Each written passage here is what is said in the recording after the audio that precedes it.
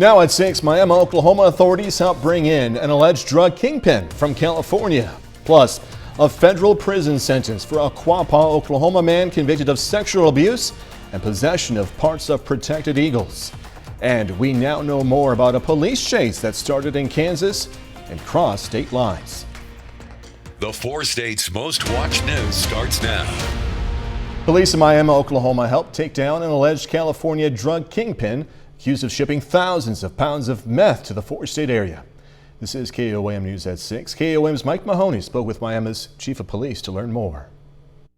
Luis Alfredo Jacobo is now behind bars. This alleged California kingpin is accused of running drug rings that brought around 2,000 pounds of meth to northern Oklahoma and southwest Missouri. This ring was just bringing in tons and tons of methamphetamine, starting in Mexico, bringing it in through California, over to Oklahoma and the distribution network here through the Midwest. Jacobo was arrested on Monday in Bakersfield, California, and one of the arresting officers is a member of the Miami Police Department. The Miami PD teamed up with police in Grove, the DEA, the Oklahoma Bureau of Narcotics and Dangerous Drugs, and many other investigative agencies to bring Jacobo and his conspirators to justice. They started this case, worked it here, worked the case backwards up through the kingpin, if you will, and flew out there with the DEA task force and finished up their case. Miami Police Chief Thomas Anderson says local low-level arrests helped his team connect meth in Miami to the larger drug ring. There were several local arrests, and you end up going to their buyer,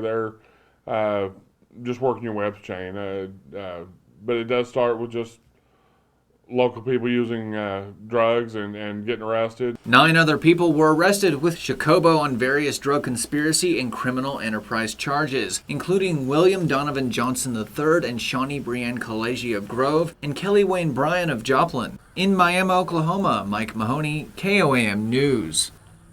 Miami Police Chief Anderson also says he expects more local arrests connected to this drug ring. Quapaw man is going to serve life in prison for sexually abusing a minor and illegally possessing parts of protected eagles. In May, Carl Ortner was convicted of abusing a minor on tribal land in 2016. Because the crime happened on tribal land, it falls under federal jurisdiction. In addition to the sexual abuse, Ortner was convicted of possessing feathers, talons, and heads from 7 bald eagles and 7 golden eagles. In addition to life in prison, a U.S. district judge ordered Carl Ortner to pay a $100,000 fine. Crawford County Sheriff says one of the suspects in a pursuit nearly hit a deputy during that chase. This is an update to a story we brought you yesterday. That chase started around noon. When Crawford County deputies say they tried to stop a suspected stolen car. The driver didn't stop, and that's when the sheriff says the deputy tried to deploy stop sticks and was nearly hit by the fleeing car. After a chase that ended in a bean field in rural Barton County, Missouri, authorities arrested 2 people. One of those suspects, Justin Cochran of Pittsburgh, has already been charged in Missouri. Charges are still pending in Kansas. Police say the car they were driving was confirmed stolen out of Joplin. Doug Heddy joining us now. How is high school football looking tonight, Doug? I think in general, Jordan, it looks pretty good. We do have a few scattered showers and thunderstorms out there, mainly on the Missouri side. But I think in general, we're going to squeeze all the games in. We may have a random little quick thunder shower over the next couple hours. But I think our best chances for rain tonight is actually going to occur after most of the games. So that's good news. You can see a spotty little guy and then a few up north of Stockton Lake. And then once you head east, Springfield toward Branson. But everybody else at this point in time look pretty good. All right, let's go through the evening hours. Let's stop at 9 p.m. So this is toward the end of games.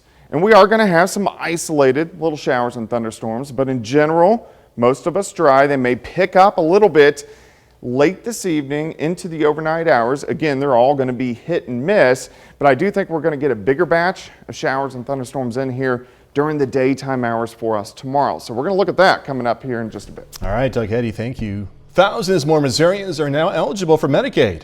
The voter-approved Medicaid expansion went into effect today. Voters approved the expansion in August last year. Previously, Missouri's health care program did not cover most adults without children, and its income eligibility threshold for parents was one of the lowest in the nation, at about 1/5 of the poverty level. The expansion is expected to add Medicaid eligibility for up to 275,000 low-income Missourians. Missouri's Child Welfare Agency does not properly report missing foster children. That's according to a new federal report. The report from the U.S. Inspector General's office also found that the agency does little to ensure that kids who were missing and are found do not go missing again. The federal agency recommended that Missouri develop strategies for identifying foster children who are at risk of going missing and better monitor caseworkers to ensure they follow reporting requirements involving foster children. Joplin Assistant City Manager and former Health Director Dan Pekarik will make his retirement official on Monday, but today he went out in style. The city celebrated his retirement with a party. Pekarik began his career with the city of Joplin back in 1986. I knew that I wasn't going to be around for a long time, and really the city manager needs an assistant city manager that's going to be here that can commit to a long haul. There's a lot of neat projects that are coming up, a lot of things to be involved with, and I knew that I wasn't going to be that person to be here for a long time. Today, the Missouri Public Health Association named Pekarik this year's W. Scott Johnson Award winner. It's the highest honor presented by MPHA to an individual for distinguished service in the field of public health in Missouri. Still ahead, pre-sales for the annual Empty Bowls fundraiser are underway. Going to tell you where you can pick up a bowl and help feed the hungry. And a special performance for frontline workers in Miami, Oklahoma. Empty Bowls pre-sales are underway. Empty Bowls is an annual fundraiser in which patrons buy a handcrafted pottery bowl, enjoy a serving of soup, and then have an empty bowl around to take home to remind them that someone, somewhere, is hungry. You can purchase your bowls at Joplin Greenhouse and Coffee Shop on 32nd Street in Joplin. So we're here at Joplin Greenhouse and Coffee Shop, and we just started our pre-sales for the bowls for the 9th annual Empty Bowls event. We are here during Monday through Friday from 8 to 5, Saturdays 10 to 2, and we are here raising money for local hunger relief. And we are going to be here through next Saturday, October the 9th, selling bowls pre-sale. This event supports organizations that feed people such as Mission Joplin, We Care, the 4 States, Hope Kitchen, and Watered Gardens. The Miami, Oklahoma High School bands today boosted the spirits of the frontline heroes at Integris Hospital. The band gave a special performance to workers to honor their tireless efforts providing care during this pandemic. One band member says it's nice to give back. That we're really thankful for them, and we could not have survived this without them, and we're very thankful for them. The Miami band performed at the South Entrance Circle Drive of the hospital. All right, later, the Kansas City Chiefs looking to get back to 500 as they prepare to take on the Eagles. Going to hear from the voice of the Chiefs, Mitch Holthus, in this week's Minute with Mitch. Plus some showers and thunderstorms still in the forecast for the weekend. We're going to look at that coming up. Well, it's turned out to be a pretty good Friday for us, of course, heading into the weekend, and we've had scattered showers and thunderstorms over the past couple days. Still, we've had some hit and miss ones out there today, but not near as widespread as what we have seen over the past couple days. That's good news for high school football because we're going to squeeze most of these games in. We may get a random little thunder shower, but I think majority of us, we're going to stay dry. You can see a cluster out across southwestern Missouri, mainly our far eastern counties, but these have really kind of died down over the past couple hours. So if we look right now, you get a couple little spotty guys that have popped up. Benton County, McDonald County, eastern parts of Jasper County. But in general, most of us are dry. I do think these thunderstorms will tick up a little bit late this evening, but I think that's mainly going to be after high school football. So that's good news. Let's go through time. So let's go all the way to about 9:30. You can see some hit and miss storms again, maybe increasing a little bit late this evening toward midnight. This is mainly going to be in southwestern parts of Missouri. If you live in Kansas or Oklahoma, you're mainly going to be dry over the next several hours. I do think these will increase a bit late tonight. Here's 4 o'clock in the morning into early tomorrow morning. We'll get a batch that rolls through. Then we're going to get a break, and then we'll get additional thunderstorms late morning and then into the afternoon. Temperatures, though, they look pretty good. Most of us mid to upper 70s to near 80 degrees, especially once you get into southeastern parts of Kansas. We've got partly to mostly cloudy skies. Currently outside, 77, south winds at about 5, humidity is sitting at 71%. Through the evening hours, again, hit and miss, little storms, most of us dry. Eventually, we'll drop back mid-60s later on tonight as most of the action is staying to the east of us, at least for the next few hours. But really what's causing all this is this system. So you can see this batch of showers and thunderstorms panhandles Oklahoma and Texas.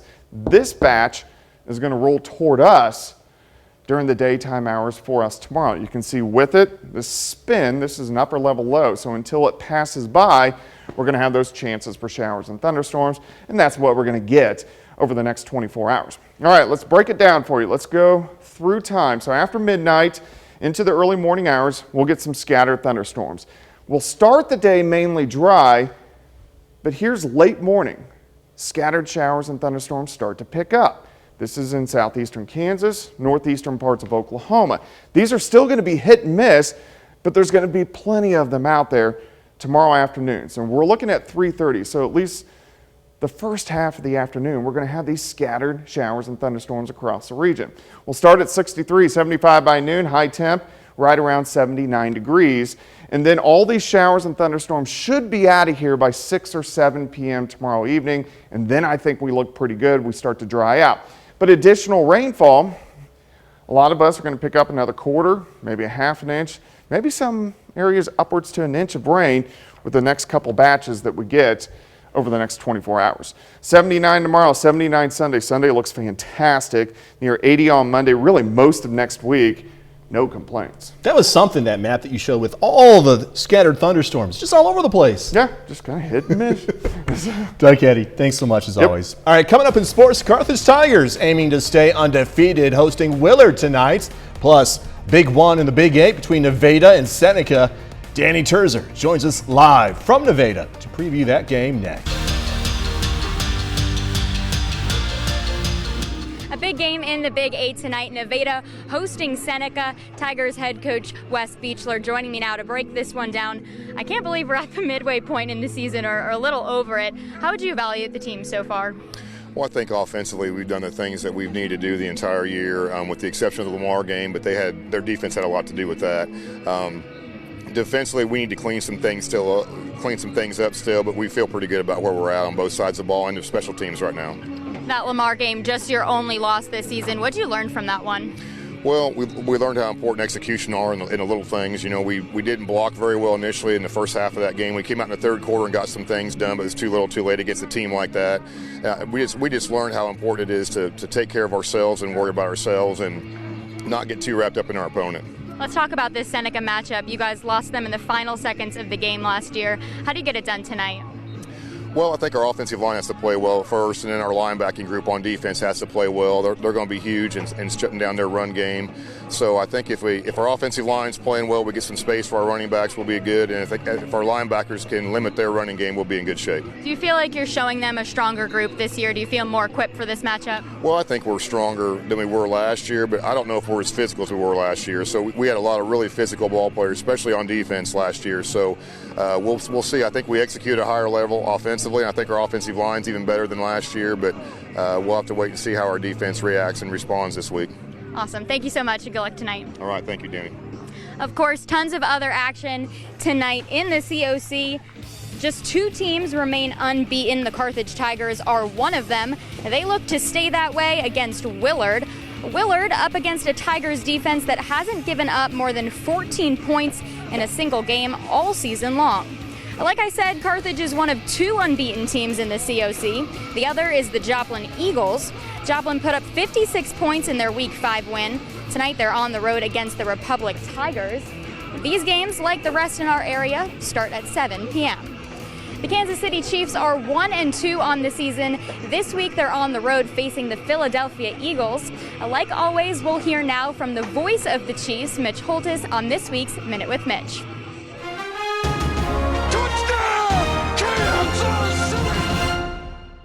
Last Sunday afternoon, I was still finishing post-game duties, but my concern immediately turned to Coach Andy Reid after I was told he was taken to the hospital. My mind, my heart was going 1,000 different directions. I was thinking how much Andy Reid has changed the Chiefs' kingdom and made it a consistent winner and a champion. I also thought how he did the same in Philadelphia for 14 seasons there.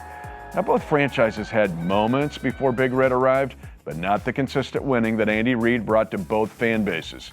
A win Sunday would be the 100th for Andy Reid in Kansas City, and he'll be the first coach in NFL history to win 100 games with two different franchises, the Chiefs and the Eagles. This week, it's the Andy Reid Bowl. I hope he's okay to coach it, because he deserves it, on this Minute with Mitch. The Minute with Mitch is brought to you by KOAM Jewelry. Every day's game day, KOAM Jewelry, Pittsburgh, Joplin. Sunday's game kicks off at noon right here on KOAM. That's a look at sports. Be sure to tune in tonight at 10 for 4-State Friday night. We'll have highlights and scores of Friday night football from all across the area. We'll be right back.